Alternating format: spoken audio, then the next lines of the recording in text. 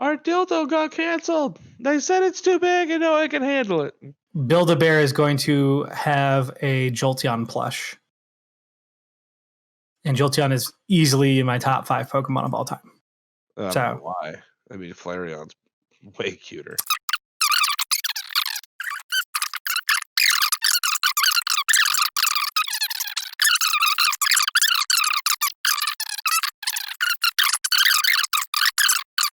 Yeah, so that's why. Mark, wake up. I know. I'm sorry. We can stop. No. I was you guys talk about this stuff. I'm like, I'm a little out of this one. When we dive into like Brent is on Pokemon, I barely keep up.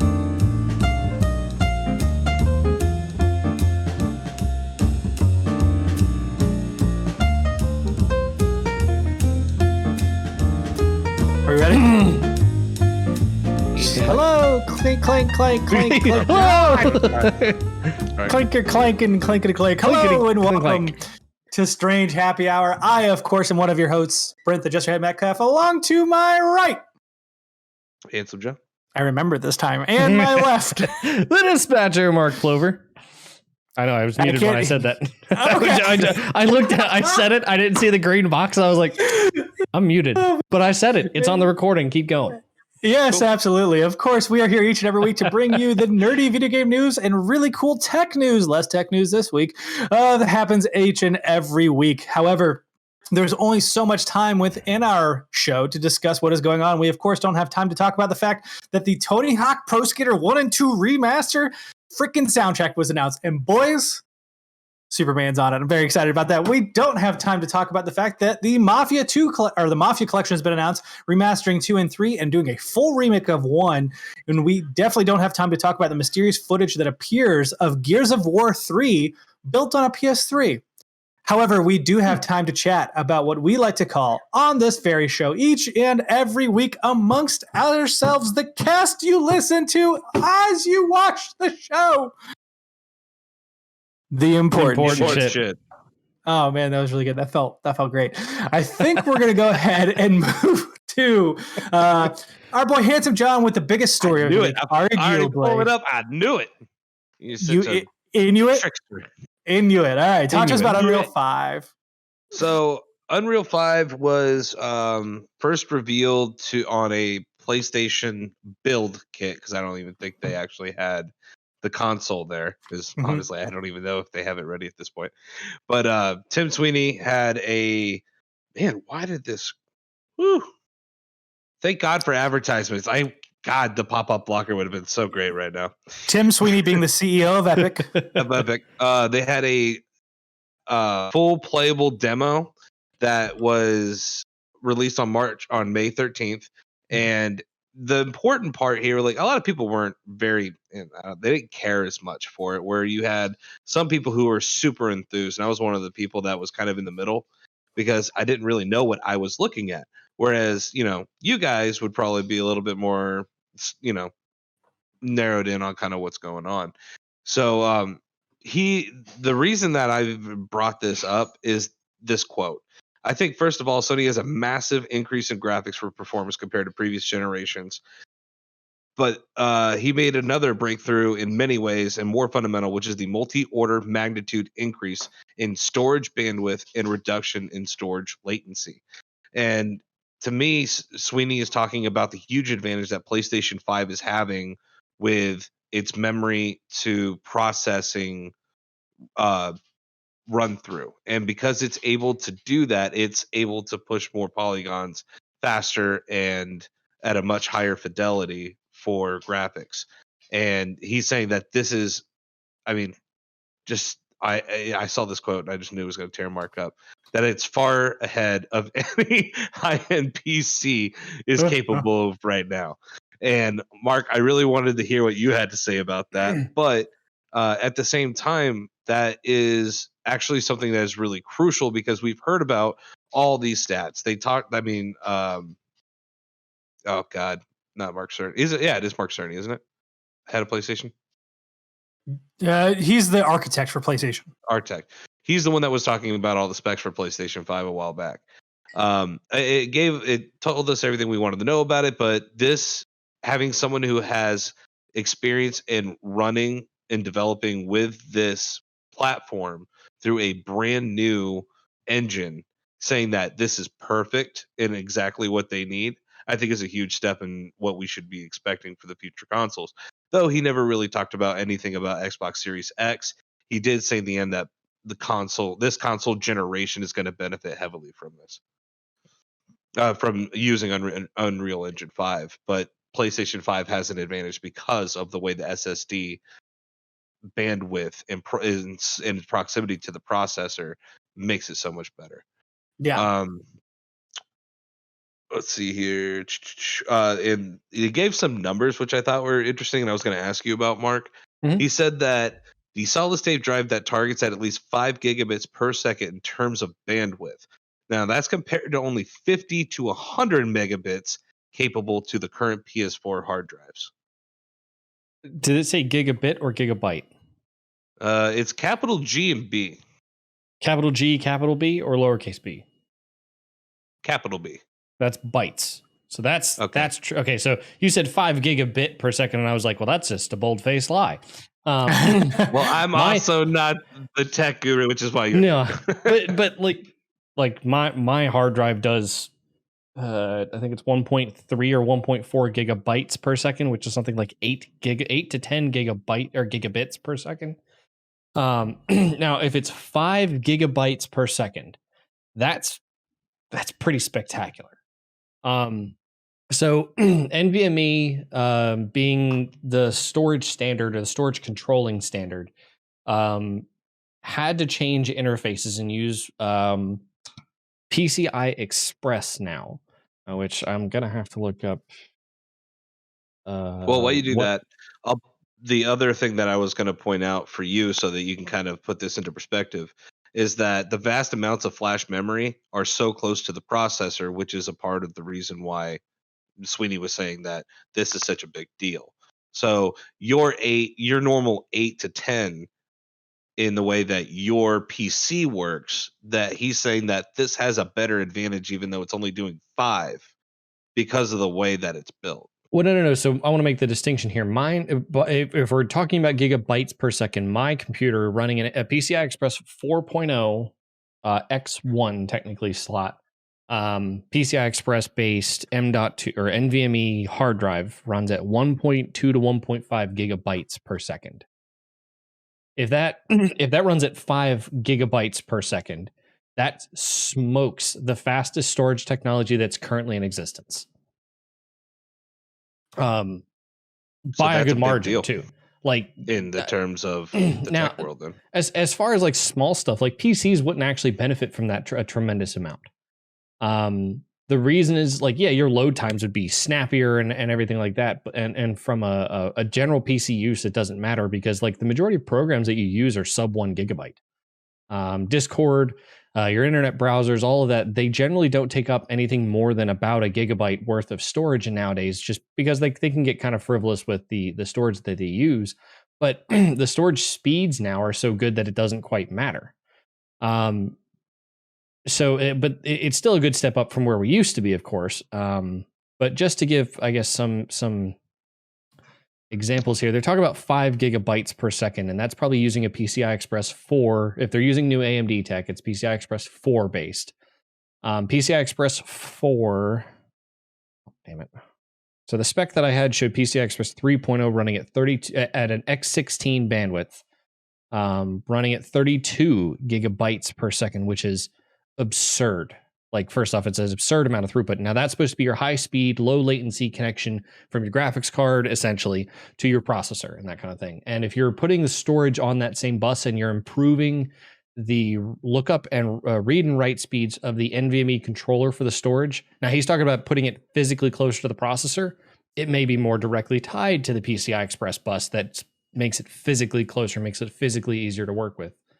Like they may have a controller built into the processor instead of using an external controller off the processor to try to improve that performance. That's possible.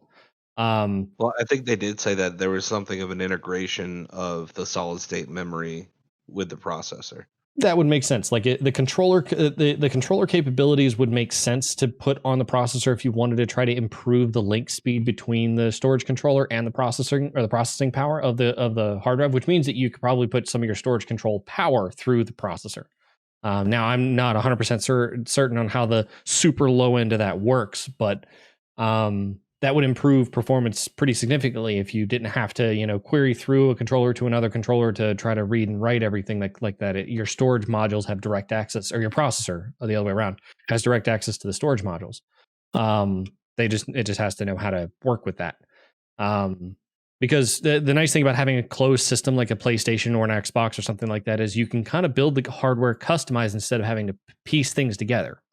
If you're doing custom hardware, you can definitely build it a lot more specialized to what you're looking for. Like a PC has to have the interchangeability, like your storage has to be removable, so does your memory, so does your processor, so does your graphics card. All of that has to have some interchangeability, which means that the connectors have to have some speed to be able to handle that.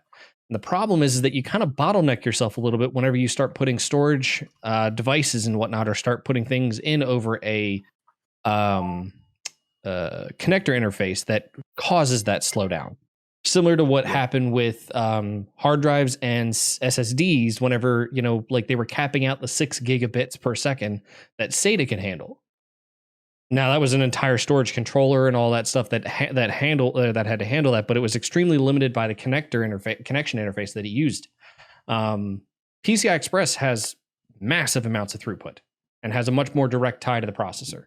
So if they build out a custom processor for this, a custom processor, for this, and custom storage management, you can really see the benefits. And gaming is definitely one of those aspects or angles where you're going to see it more. You could rely on RAM a little less, for example, or rely on RAM a ton more because you have the storage speed to back it up, and may not need necessarily, to not necessarily have to efficiently use your memory as much, but you can use your memory without having to worry about what else you're doing to the hard drive. God knows we need to use our memory more. No kidding, right? The cool thing, the demo was a game called the Night of the Land of the Nanites or something like that. The demo is available in the comments below.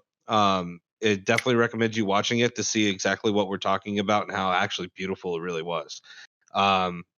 The last thing I want to end on this note before we head on to the next subject is Sweeney was making a point saying that it's just not a whole lot of polygons in memory. It's also a lot of polygons being loaded every frame as you walk through the environment. And this sort of detail you don't see in the world would absolutely not be possible in any scale without these breakthroughs that Sony has made.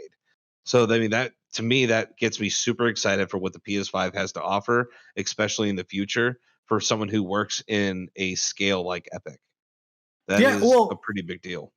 And we've been hitting pretty hard on PS5, mostly because A, the demo was shown on there, and B, Tim Sweeney went out of his way to comment and talk about the actual. Which is also why I thought it was a big deal. Yeah. Yeah. But I mean, even still, like they're talking about the Unreal Engine 5 is going to be backwards compatible in the sense of like it's going to scale down to fit on last gen consoles and lower end PCs. It's going to have that kind of ability to move up and down depending on whatever technology you have. If you're not supporting ray tracing, it won't utilize it. It has a natural light engine in there that can determine whether or not this is feasible. Like it has so many interesting perspectives and tools available to the actual programmer, the person who's making the game, the developer. I am excited just from a developer standpoint of having all of this at your fingertips and then being able to be like, cool, I'm developing a phone game. Cool. This will have a pipeline that automatically detects whatever platform you're on. We're going to make it easy on you. So you're able to go as you want. I mean, further hammering home what so many people for next gen are talking about, which is we want to make it as idiot proof as possible so that you can just build the game you want. We'll handle the rest. Yeah. That sounds kind of, I don't know. It just sounds a little, like it sounds like someone that's with something. So somebody would say that would be overconfident. Like, I got this. You just do your thing and we'll take care of the rest. And it's like, well, but you give them the performance overhead. There's not a whole lot that they have to worry about in the first place. Like that's the nice thing about what they're doing here. Mojito. Like they're saying, yeah, we'll have to we'll deal with it. I mean, Now, I mean, if they start doing this, going the same route that, AMD and NVIDIA have to go through pretty much every time, where like the games that, were built for PC, fun fact, NVIDIA and AMD generally tailor the drivers a little bit based on the type of game that you're playing to try to improve the performance, as opposed to the game developer themselves trying to tweak it because they know the hardware better, or NVIDIA and AMD know the hardware better. Now, if Sony's going to step in and say, we're going to help you out and try to make that a little bit better too, cool. But realistically, from what I understand from consoles in the past, you'll work with them, but they're not actually going to do the development for you. Now, that might be a little bit different for first-party games, just because you've got the knowledge base. You may as well throw your firmware developers or your software developers from the Sony OS into the mix. But I think that's fantastic that like they're still giving you the availability here, I guess, to. Well, and to touch on Sony specifically, because Microsoft, while has shown more of their next generation, has not talked a whole lot about how they're managing it from a development standpoint. Like Mark Cerny specifically said, like their goal at PlayStation right now is for PS5's learning curve to be less than 6 months. Like on average 2 months. And I think that I would argue that's for in-house, like you're talking, right? Yeah. Anybody who has a direct line to talk to Mark Cerny and have him come down to their studio, of course, is going to have that 2 month learning curve. But even still, if Activision, if CD Projekt Red, if any of these other third-party publishers and developers are able to pick up on all of the quirks and eccentricities that come from moving from PS4 to PS5 in 6 months, that's nothing. That's nothing in the grand scheme of like software development. So that's incredible. Not even that, but like their peripherals, like we were talking about with the haptic feedback controller, it's going to have so many add-ons and so many possibilities of like different experiences just with the controller itself, that it's going to be like that mention of 6 months just seems a little bit incredulous. Like it just doesn't seem like that's feasible. It really does. But I mean, we saw earlier this week, I actually think it came out on a podcast because Alana Pierce, Troy Baker, who's a voice actor. Alana Pierce used to work at IGN. She now works at Funhouse as a YouTube personality. Troy Baker's a voice actor. Mike Bithell is a game developer who started his own studio, Mike Bithell Productions. And Austin Wintory, who is the composer of games for many developer, but famously for Journey, for what's that game company, all have a podcast together in which they come together and discuss things. And on that podcast, Austin Wintory and Mike Bithell were both discussing the technology on PS5. And Austin Wintory was talking about like the audio is better than you've ever could imagine because you can literally hear every single individual raindrop. It's not a scatter shot of here's this audio of rain falling and it gets louder when you're turning towards it and like less when you're away. It's actually each individual drop makes a sound and it's all coming together that way. And then Mike Bithell pointed out like, the haptic feedback, you can feel each one of those drops if you're standing still. And then they both had to back up and say, that's probably as close as we get to possibly messing with the NDA we signed. So we're done. But even those hints, I mean, that sounds incredible for next gen technology. And if you're saying the learning curve is 6 months to put that into actual production where people can actually use it, that's even better. Yeah. I mean, I think there was even a remark about how you could feel two different road types on each side of the controller. So like if as you were driving your car, if you were going slightly off the road, you would feel the right side of the controller giving you rougher, right? Ones from the dirt, the rocks, whatever. It being on the drive. That sounds great for Gran Turismo and Project Cars. So 100%. Yeah, I'm super excited. and the bow pull and the triggers I would say the resistance.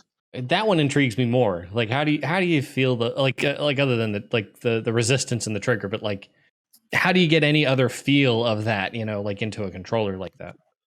I'm intrigued. Yeah, agreed.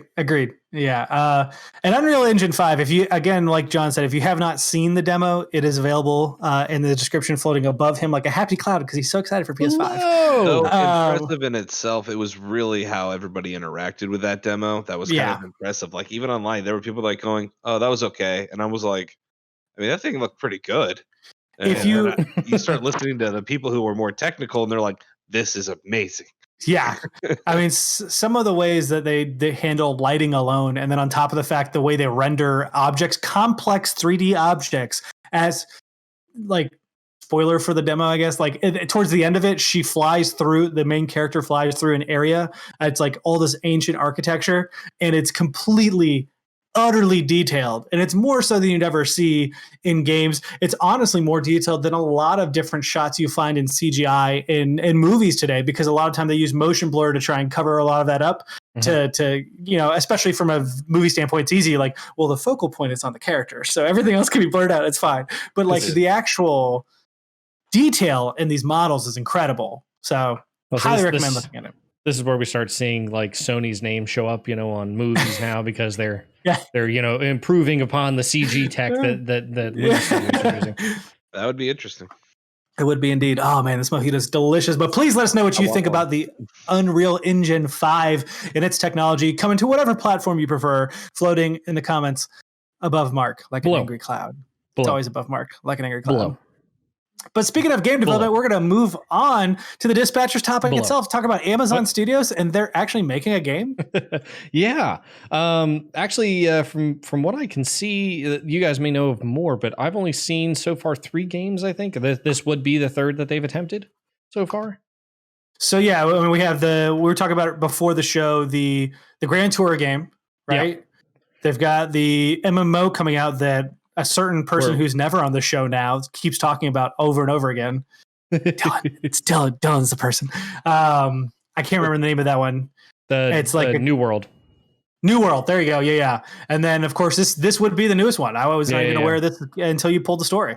Yeah, this would be number 3 for them from what I understand anyway. So Amazon's kind of an interesting place because it's an e-commerce company. You wouldn't expect them first off to try to branch out here. Now, granted, they branched out into a lot of different types of business, so I guess it shouldn't be a surprise for a whole lot of people. So this new game that they're building is a CryEngine based. It's going to be built in AWS apparently, but I don't know, I guess, like how much that's really going to affect it. Been around for a while, hasn't it? It is yes. Not only that, Amazon owns their own game development toolkit. Their own engine. It's called Lumberyard. Yeah. Anyway, continue. I'm sorry. That just makes me laugh. Yeah. But I'm sorry. A third person shooter, almost battle royale-esque type of game called Crucible. So Crucible is like it seems like it's going to be like the way that a lot of people have been describing the mashup seems to be like Riot and Overwatch or Riot and Warzone mixed or something like that. Okay. So like a League of Legends, like a Dota type game, but with the hero shooter aspect behind it. Well, so the art style is supposed to mimic like Dota or League of Legends, where it's that like kind of I don't want to call it concept arty, but it kind of is, like very very pastel-y kind of colors thrown over. Like Bastion. Well, what they honestly make me think of is trading card game art. Giant baby. Like if you're talking about like Magic or like the way they do these silhouettes and these really cool character portraits. Is what you would see on a card that you'd play in a game. Yeah. But anyways. I mean, if you look at some of the really in-depth screenshots, the best way that I could describe the graphic detail is almost like Borderlands mixed with Halo. I want to add a correction. I just want to add a small correction. Lumberyard is based on CryEngine. That's what it is. So they're building it in Lumberyard. It's based on CryEngine. Okay. Gotcha. But apparently it's supposed to be a like I said, third person based battle royale game. 16 teams was what I saw. Was that correct? Instead of dropping in with 150 people. So the maps, from what I understand, are supposed to be relatively small by comparison. The UI imagery looks very much like Valorant, or has a very Valorant feel to it, which I find kind of funny. Almost if you took Valorant and mixed it with Overwatch, which is funny because Valorant has actually been described as Overwatch mixed with CSGO. But yeah, it definitely has a CSGO feel to it. Yeah. So like they're talking about it because it's one of the more detailed, more interesting games that they've come out with so far. So the first one, what did I say it was? New World, did not take off very well. It was a free-to-play MMORPG subscription free, but like I guess it was supposed to have in-game purchases from what I remember. Not too much to talk about from. It's still an alpha technically, which I think is a big thing. Like it's not technically out yet, but I do agree. I mean, there was a big fervor initially when it was announced, and it seems like nobody has talked about it since. Yeah, and the Grand Tour was the same thing. Like the Grand Tour of the show was a big deal because of, the cast from Top Gear coming over and starting a brand new show and everything like that. And they wanted to turn it into a video game. If they've got a video game studio and they own the IP, why not? Oof. So the game Grand Tour cost $15 for a digital code, and it gives you all 3 seasons of the show. Like they're actually selling the game with the show to try and push the game. That just shows you. But if I have Amazon Prime, I already get the show anyway. Not anymore. Anyway, my point is that they're trying to push the game and the using the show as a reason to push it. They're hawking the game using the show. Yeah, there you go. Thank you. But this definitely seems like it's a little bit more complete. Like it's definitely got a better feel to it. It's got a better gameplay style. I think one of the more interesting features that I had seen in some of the description was if you, because it's teams of 2 always come in. If you are like your teammate dies and another person, their teammate dies, and you are 2 solo players, if you come across each other and don't kill each other, you can actually party up together to complete the rest of the game. That's cool. It's like Hunger Games. Yeah, I think that's a really neat idea. I've never seen that before, but that's really interesting. Now that works until you get down to the final 3, and I they didn't say whether it was teams or players, but once you get down to the final 3, all bets are off. Everyone's back to themselves, that kind of thing. Unless you were originally squatted up, is my assumption. I didn't see anything that specified one way or the other on that. But the whole feel of this is kind of cool because it's abilities and it's like I said, it's a battle royale version, I could say, of Valorant, just different types of characters and whatnot, made by Amazon, ironically. So. I'm intrigued to see what this turns into. I agree. This market is so saturated now. It's just boggles my mind that people still want to get into this, or at least I feel that way. Whether it's that way or not, I don't know. Yeah, I don't think it is. I really don't think it is, because if you think about the fact, like we had Battleborn failed, which was from EA. We have Overwatch that's still around.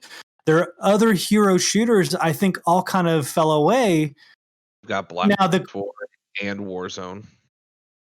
Yeah, but that's not a hero shooter. Those are royales. So battle royale and hero shooter are different in the sense of like a battle royale is more along the lines of like 100 player plus whatever, and the hero shooter is each hero has a specific skill and ability. Like that's a very big key difference here. And so combining the 2 genres, which are arguably very popular, even if there's only a few hero shooters out there that are successful, I actually think there's a markets for this because it allows you, again, like you're talking about, if you're able to be solo and you're teaming up with people, it has its own unique flair. Now, the question is whether Amazon will keep up with it, because Amazon's go ahead. Oh, sorry. I was going to say this space definitely changes a lot. Like it definitely evolves. The space changes a lot. It definitely feels too. A lot of times the games change so much it feels like it's completely different. Mm-hmm. Well, and the problem with someone like Google or Amazon getting involved in the game space is the fact that they're not, like you said, they're e-commerce companies. They don't focus on these aspects. They try and basically pick and choose wherever the most profit's coming from, and they work on that aspect. Not always. They do have a little bit of play for manipulating or kind of test betting stuff. But games are expensive, and they've always been expensive, and they will continue to get more expensive as time goes on. Yep. I mean, we were talking about Unreal Engine 4, and the support for 4K is built in all the way up to 8K. To create those assets, you need multiple artists working day in and day out to 8 to 10 hour shifts to get them to look just right. Like that's an expensive investment. So I do hope this succeeds because it just seems so interesting. Yeah. But the question is, will Amazon really put their money towards an investment that takes so much time to really pull even a meager earning? Well, so they're not Google, okay? They don't just drop and leave, okay? So actually, here's the more interesting comparison. Actually, I didn't even think about till now, because you were talking about hero shooters and the fact that there isn't a whole lot left. I guess there are a whole lot in this space, and it's kind of expanding still. This is like Apex Legends. Apex Legends is a hero battle royale game, and honestly, if you look at the graphic detail and some of the shadowing and what that looks like, it looks like Apex Legends. It does. It's just a third-person version of it. But it's the same type of principle, too. You have different characters with different abilities and can build different squads out in that way, you know? It's a little bit less of like there's actually going to be a meta comp to this with different players' abilities, structures, and how you move across the map and whatnot.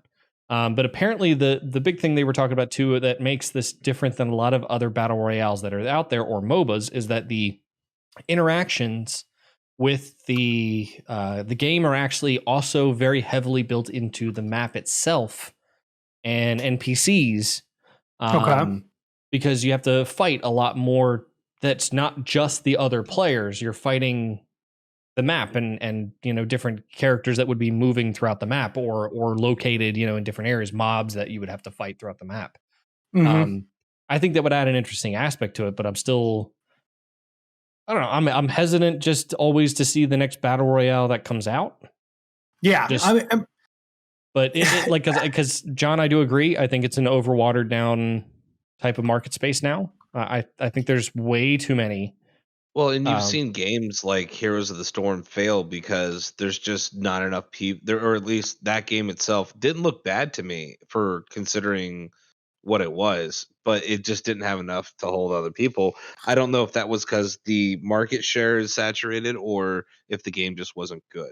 Well, I can't decide because I didn't play the game. Heroes of the Storm is a MOBA, but I think the MOBA space specifically is a very niche space, right? You've got Dota 2, you've got League of Legends, and realistically outside of that, they've built such a platform up that there's no way you could escape that. I mean, Dota 2 and League of Legends have such a cult following that trying to build another MOBA in that space is extremely difficult. Now, I'll be honest, if anybody's going to do it, Blizzard's going to be the company to do it. But they didn't double down and actually try to follow through with it. They actually gave up pretty early, in my opinion. But by the same token, I get why. Like, they didn't add a whole lot of detail into the space to really make it something that had a high learning curve. Like League of Legends, for example, has a very high ceiling or a skill cap on this skill cap. I would never guess from my one playthrough where I got a win. By the way, I'm 100% win rate right now, and I won't go back. But there's so much. I got it to play on my Apple laptop, my 2011 Apple laptop. Well, there's the flip side too. Is actually they made the game very playable for a lot of people. But I think that the high skill cap of that game really gives room for people to grow in it and refine and spend time to learn the different types of items and the meta comps and the countless number of champions there are and that kind of thing. And I think that's where Heroes of the Storm kind of fell apart. Yeah. I mean, I would also argue that also increases the learning curve, right? So if like you want to be good at League of Legends, you have to invest time into it. 100%. Which also creates the niche behind it. Whereas something like Fortnite, not to discredit anybody who's good at Fortnite, but it is a third-person shooter with building mechanics. So if you understand how those mechanics work, which arguably takes less time because the learning curve is basically the game mechanics themselves. It's not learning new characters or skills or anything. It's the map and how the shooting and building works. Right. You can learn that fairly quickly compared to, hey, in League of Legends, there's X many characters. Each of these characters does something different, and I have to learn each ability. When's the best time to use it on top of the various maps inside there? Like, not to mention reflexes have to be pretty good and everything else. Like, it's is this game a hero shooter or a more of a battle royale game, or is it legit half and half? Yes. So they're literally comparing. They're almost competing with, you could say, both genres then. So is there room for it? So by technicality, this is a battle royale. Yeah. This is a battle royale. It's got a MOBA feel to it because of the type of the hero system and the character system, as well as the interactions with NPCs in the map, as opposed to just interacting with players, which is what everyone is used to with traditional battle royales, where it's 100 some people. Instead, this is a 16 player game, relatively small map by comparison. But there's, like I said, fighting monsters and critters and stuff. Yeah. Right. You're fighting AI probably on I would say, like, I'd be interested to see what kind of ratio.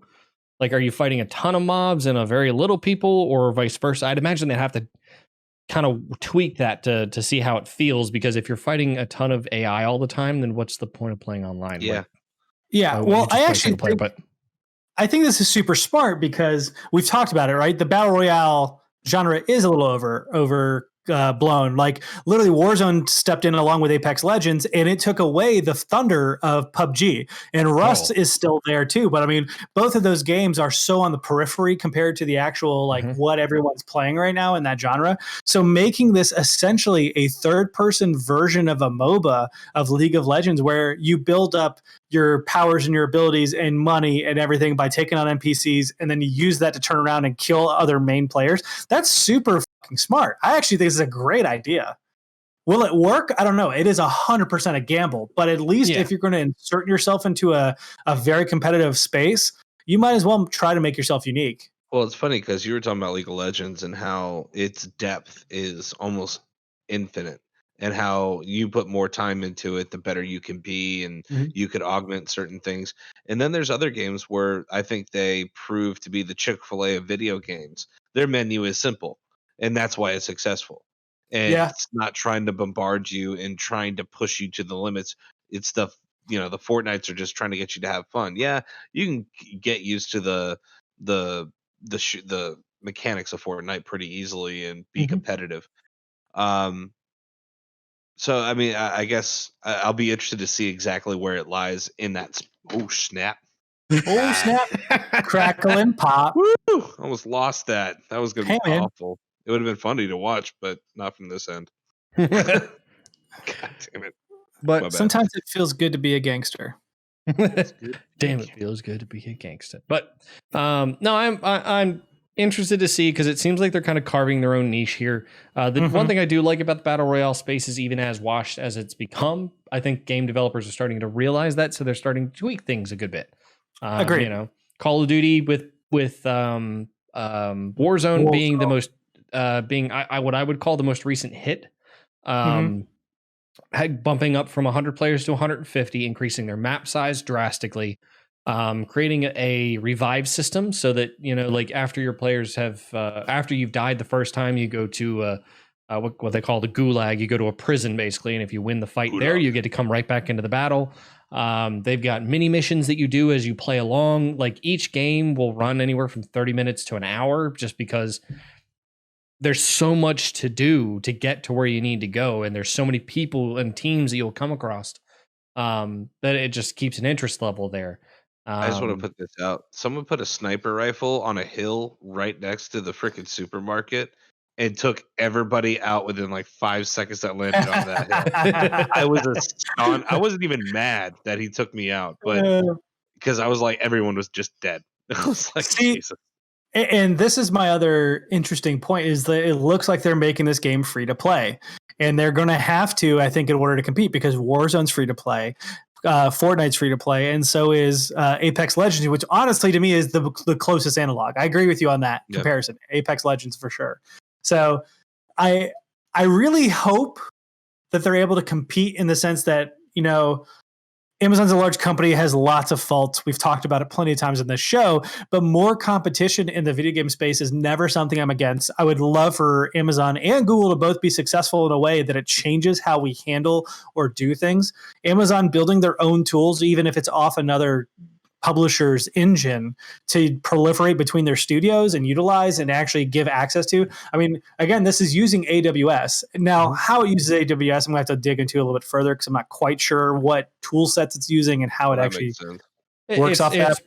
Well, so I think the big benefit here is if it's using AWS, just like anybody else who would host a game server in Google Cloud or Azure or something like that, is the backbone connectivity between Amazon, Google, and Microsoft's services is very low latency, very high bandwidth. So the ability to host like a server in I don't know, South Carolina or Virginia in two of their big data centers, somebody in California would connect to an IP address in, I don't know, San Jose or Los Angeles or something like that, and have a very low bandwidth, high speed internet connectivity to a server across the country. Now that doesn't reduce what the actual latency of trying to transmit data that far is, but if nothing else, it does improve upon their infrastructure for servers and connectivity. Plus, theoretically, they shouldn't have issues like most games have on their first release.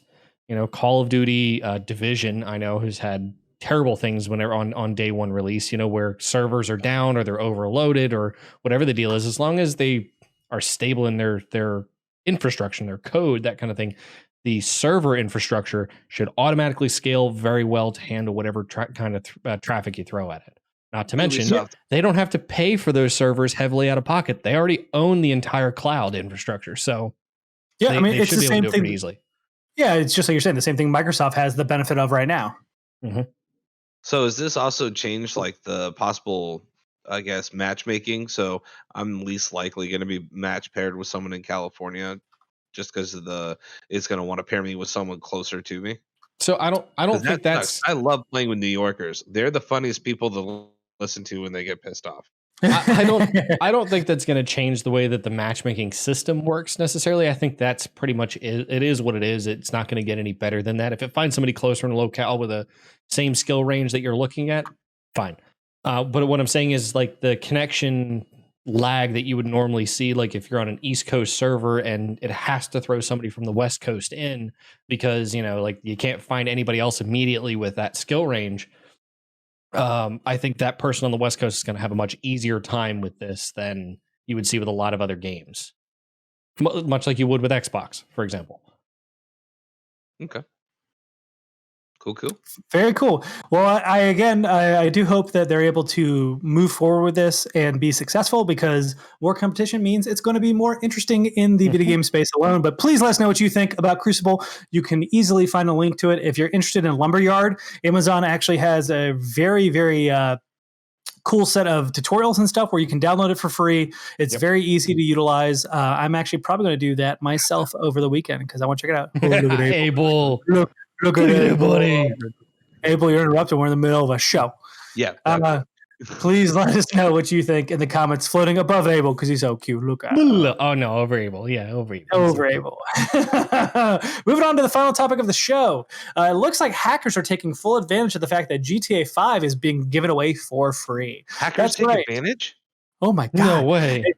If you don't know, GTA 5 is now available on the Epic Game Store. While we're on this show, I actually decided that I was going to go on there and snag it because it is available for me to have for free, as well as anybody else who has a sign-in for the Epic Game Store. However, GTA 5 comes along with the access to GTA Online. So what is happening is that hackers are utilizing the free version of the game so that they can spawn infinite items within the online world. And I am mixed on this. So I want to talk to you guys about this a little bit. There's a great article from Kotaku, Zach Zweisen. That is a wonderful name. It's So it looks like it's been a wild few weeks for GTA Online. Quote, the month started off nicely with a fun alien war and players created organically via viral posts on Reddit and TikTok. Rockstar even acknowledged a community event.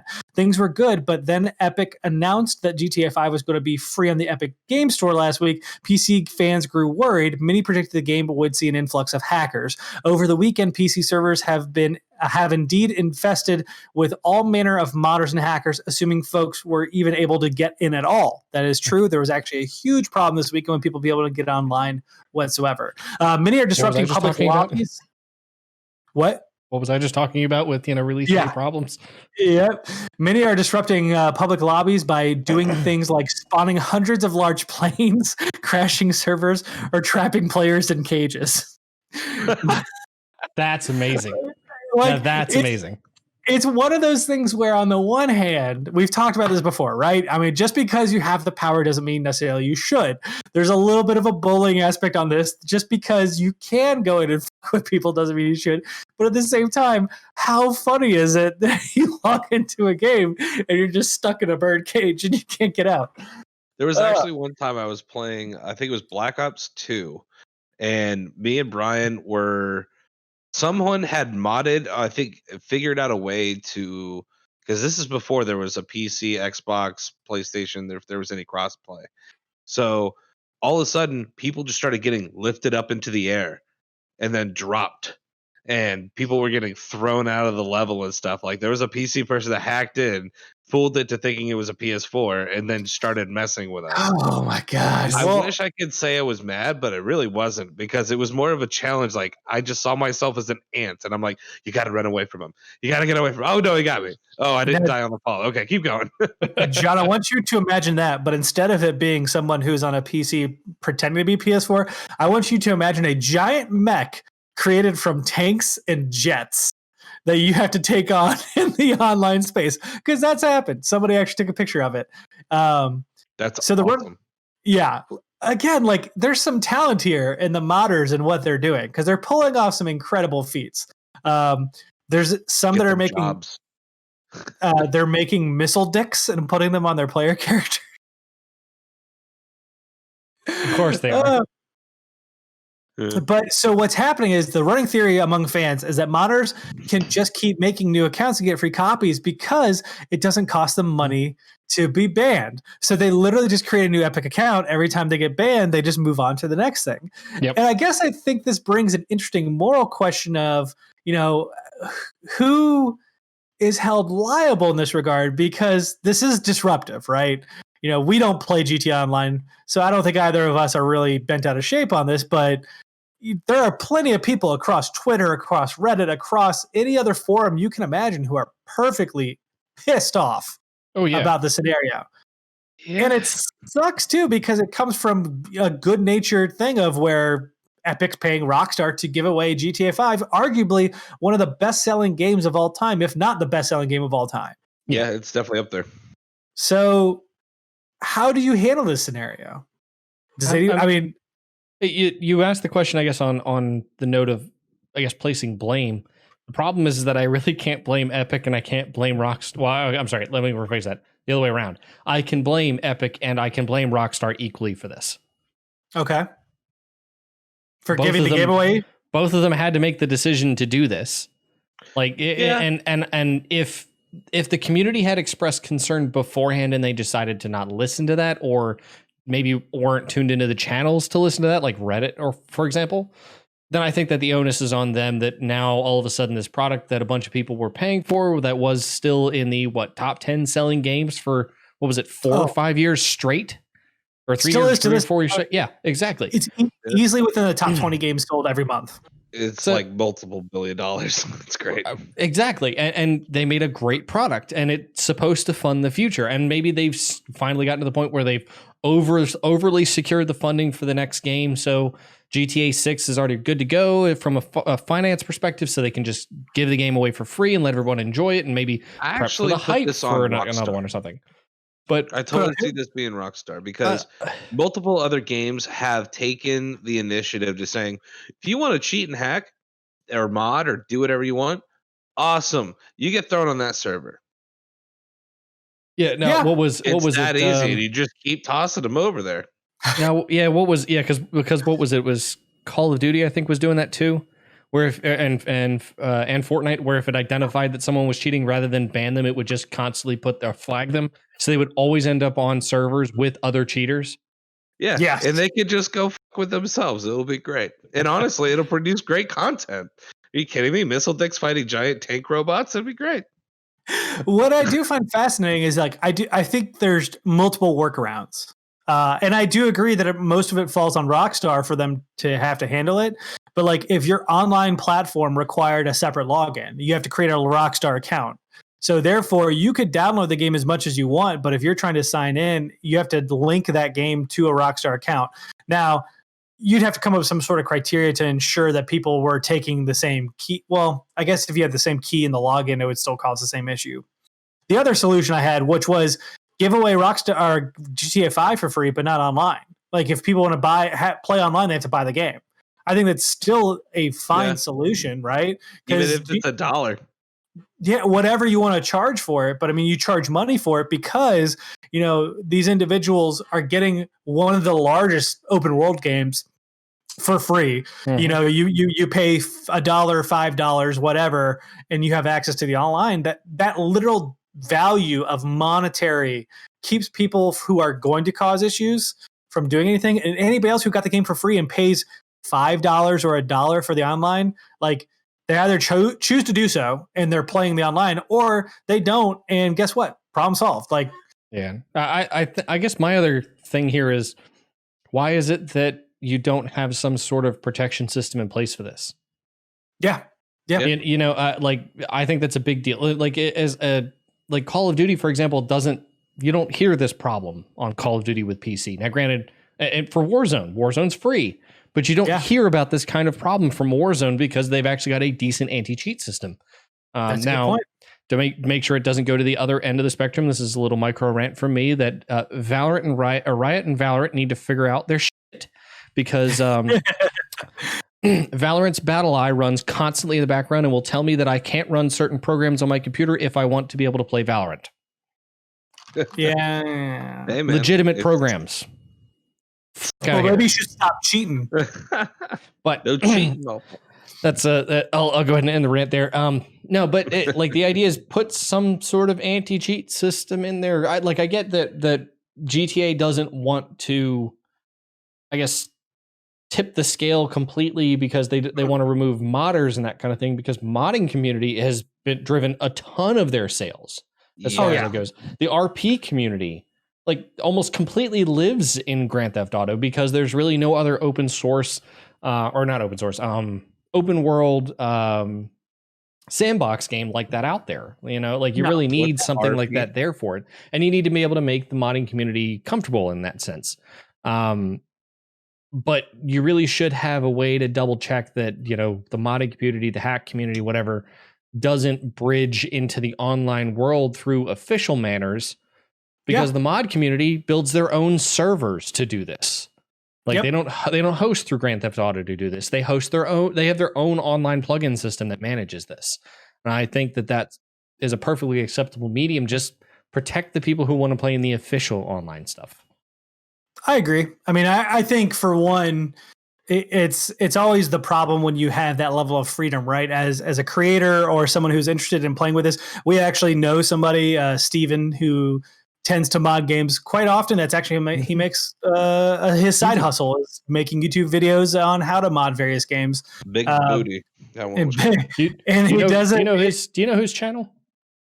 I don't know it off the top of my head. If you do my quick search, but I mean, he does it. He does it in a meaningful manner in which he's trying to showcase people how to play around with games from an ethical standpoint. And I mean ethical in the sense of like, you're not screwing with other players who are enjoying the game. It's of your own curiosity and what it is that you're interested in. And he's not trying to screw around with somebody else's games. And unfortunately, you can't enforce ethics without being some sort of security guard. And honestly, that's up to Rockstar at this point. I truly think as much as Epic should have some sort of blame for making the deal, like it's Rockstar's game. They're the ones who have the servers. It's just under Steven Chapman on YouTube. There you go.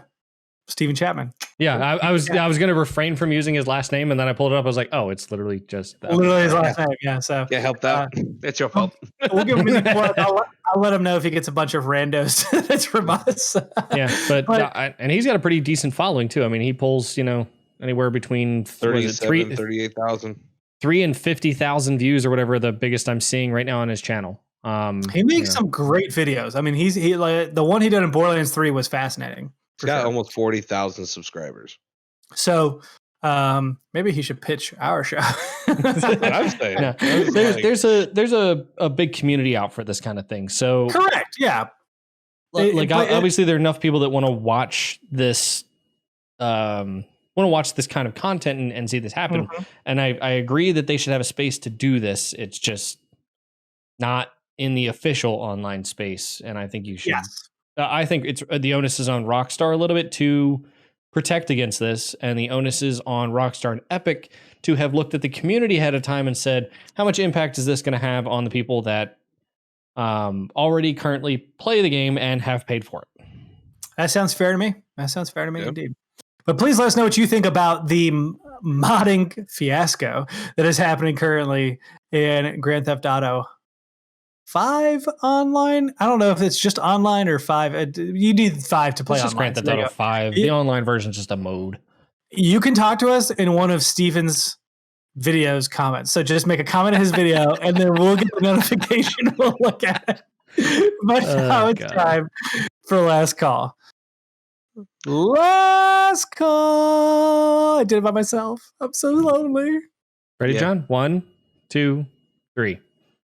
Last call! Last call. Oh, there it is. Okay. You don't have to go home, but you can't stay here. Of course, we are still quarantined away amongst ourselves. So we have our own special guest. I was drinking a pancake beer that is delicious. I cannot remember the name of, but now I'm drinking a delicious homemade mojito in my tiki mug.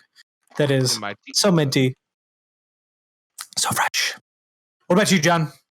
I'm drinking the good old Jameson, baby. Black Barrel. This is where she at. How many weeks straight now are you on Jameson? How many weeks have you been in quarantine? Like 8. What about you, Dispatcher? Can't make me do anything. So I'm actually drinking a little bit of heresy here. I have the Blue Tarantula blue margarita mix with Patron. Ooh, Blue Tarantula margarita mix. Interesting. Of course, we do have our shout outs for this week. Please join our Discord. There are more people on there than ever before. It's almost like quarantine has pushed everyone to a digital platform so they can discuss things. We love having conversation. And there's plenty of people to play games with, including Terraria and others on there. The weekly reading involves a wonderful article from Gizmodo talking about how cosplay is a business and it is currently dying. With the cancellation of all these various live events, a lot of cosplayers are trying to figure out what they're going to do with their industry. It is actually quite an interesting read, a little long, but worth diving into. For the weekly deals, Humble Bundle has a wonderful bundle for game development. Now, they tend to have these probably once every 3 months, so we've talked about these before, but at the time of recording, you have 14 days, which means by the time you view this, you'll have 10 days to look at various ways of development. For $1, you get a ton of tutorials from Zenva. Zenva is a website that allows access to unlocking and locking content behind it. For $1, you can look at how you can create games with Unity along with Phaser and a couple of other platforms. For $18.34, you have access to a bunch of different things, including C++ for beginners, how to make a microstrategy game in a JRPG. And then for $25 or more, you have access to 12 more tutorials, including turn-based, JRPG, multiplayer projects, tile-based math games, and more. So there's plenty to learn if you are stuck at home or honestly are just curious about this stuff. I mean, most of the time, this level of tutorial costs you, $10 to $15 a month. So $25 gives you access to all of this. Take a look at the bundle yourself. Let me know what you think. If you are feeling locked up and you can't leave your home, there is virtual tours of the Studio Ghibli Museum available to you at the moment. Right now, they are showcasing it through YouTube channels, but Kotaku has a wonderful article that puts all these videos in one place, so it's easy for you to see. Also, for some cool shit,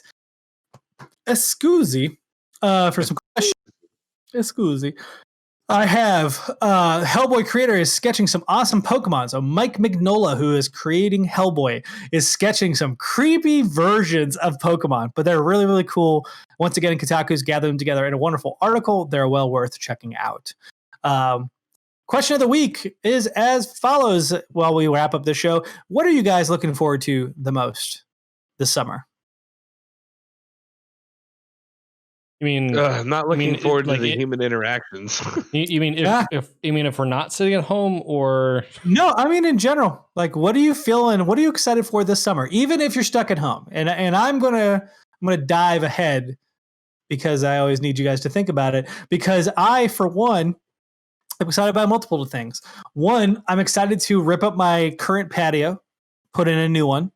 I'm excited to kind of get this home office. I've started to getting it together, but I still have cables and cords. Like my mic cord is out here on the desk. I'm getting it wrapped around. I'm gonna have my whole desk the way I want it to be.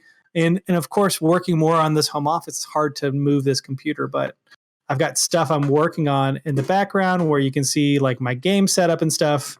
It's small right now, but I have plans for it. And this summer, especially if I'm stuck inside, because people are going out during a pandemic, despite the fact they probably shouldn't, and are just passing their germs around, and we're all going to die in a horrible, painful death. All right. I have plenty to work through the RNC. Okay. Yeah, I'm not happy for you. I'm not happy for you, and I'm very angry for you, if anything. But I also, I've got 2 major titles coming out. We talked about Ghost of Tsushima, and then, of course, there's The Last of Us Part 2. So summer for Brent is looking wonderful. Oh, yeah. You got a good lineup. Yeah. I'm actually, there hasn't been that many games coming out that I have been craving to play. Actually, I'm still on the fence tonight. I'm buying Control because it's on sale for $30 right now. The sale ends tomorrow. So here's my question. Well, real quickly, are you going to buy it, or are you just going to do the PlayStation Now thing? I don't know. Okay. I'll probably buy it. I don't know. Whatever. We'll talk about that later. Yep. There's a couple of games I have a library that I'm catching up on. I've been doing a lot of that recently, and I've been super okay with it. Both in my video and gaming libraries, like games I just need to finish, like Darksiders 3, Devil May Cry 5. I'm almost at the end of Origins. I'm at the end of that game, just need to finish it. But I got sidetracked because of God of War. All the way back to God of War is how far along I got sidetracked from that game. It's been in this folder. It says to finish. That means you can drop it. You can just ignore it. It's gone. No, I refuse. I like completing, at least finishing the game. I've never, unless the game is absolute shite, I will not finish it. You're absolute shite. Anyways. I'm not gonna. I finish when I start. I'm not gonna blank either one of those out. All right. So on my end, I don't know. I guess there's 2 big things that I'm getting interested. That I'm, interested in, or can't really wait for. So on the production side of things, Dylan and I are looking to get a little bit more serious with things. We're actually getting some better hardware. They're gonna put a ring on it. No, we're looking to buy some hardware and improve our scalability, improve our performance, improve our graphics, our imagery, everything like that, because we're making a lot of custom built tools for things. Dylan has actually been doing a lot of playing around in Unity lately, which, fun fact, is an interesting place to build 3D and 2D animated graphics and overlays for live streaming. Yeah, Unity is fantastic for that reason. Makes sense. The other piece being with the girlfriend and I having spent more and more time together in this house, and the likelihood of me probably moving in, getting better and better. This is completely side note on that one. I mean, like I am, I'm excited for that too. But I have been looking at automating the crap out of her home. Mark's a slut. That's a good way to get kicked out. Mark's a slut. He's putting a ring on 2 different fingers. One's a cock ring, the other one's a finger ring. Correct. You get to figure out which one it is. Like you decide. No, but the new home automation stuff like this, for example, is actually a temperature and humidity sensor, but it's an open source platform. It's an open source type of home automation. They make like adapters for switches to make them smart, and plugs and dimmers and RGB controllers and that kind of thing. And there's a full online platform to build out home automation from beginning to end, including Google Assistant and Alexa. So I'm intrigued to see what I can do with all of that, because there's a lot of open source things available out there for local use too, not relying on cloud services. Yeah, nice. Very cool. Please let us know what you are excited about in your summer future in the comments floating above me. If you'd like a happy cloud, because I always have happy clouds above me, above Abel, wherever Abel is. Oh, he's passed out now. I'm definitely looking forward to going to a lake, though. I can keep distance away from people at a lake. I could definitely do that. Yeah, we have a friend of ours who actually has a pool that's large enough that we can be in different corners of it, and I'm very excited about that fact. But until next time, cheers. Cheers. Cheers. Good day.